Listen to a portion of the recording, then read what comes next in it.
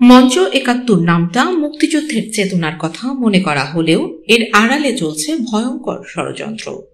নিষিদ্ধ আওয়ামী লীগ ও ছাত্রলীগকে পুনরায় সক্রিয় করতে গোপনে কাজ করছে এই সংগঠন।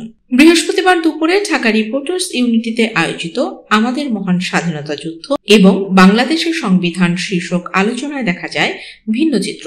মঞ্চ ৭১-এর উদ্যোগে আয়োজিত সেই অনুষ্ঠানে শুরু হয় হট্টগোল, সংঘর্ষ ও বিশৃঙ্খলা।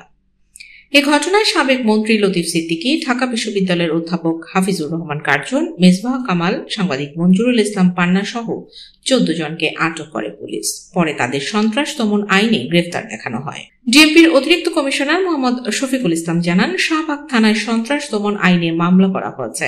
আটককৃতদের কেউ মিন্টো রোড গোয়েন্দা কার্যালয়ে, কেউ শাহবাগ থানায় আছেন। রাজনৈতিক বিশ্লেষকরা বলছেন, ৭১-এর চেতনার নাম ভাঙিয়ে মঞ্চ ৭১ আসলে আওয়ামী লীগকে পুনর্বাসনের ষড়যন্ত্র করছে। যারা আজকে নিজেদের সুশীল বলে পরিচয় দিচ্ছে, তাদের অতীত ঘিরে দেখলে বেরিয়ে আসবে ফ্যাসিবাদের রক্ত। দেশের স্বাধীনতা ও স্থিতিশীলতার বিরুদ্ধে যে বা যারাই ষড়যন্ত্র করবে, যারা নিষিদ্ধ সংগঠনগুলোকে ফিরিয়ে আনার চেষ্টা করবে, তারা দেশের শত্রু, জাতির শত্রু। তাদের কোনো ক্ষমা নেই। দেশকে অস্থিতিশীল করার যে কোনো চক্রান্তের বিরুদ্ধে রুখে দাঁড়ান। ষড়যন্ত্রকারীদের চিনে রাখুন। বাংলাদেশ এগিয়ে যাবে, ষড়যন্ত্রকারীরা হেরে যাবে।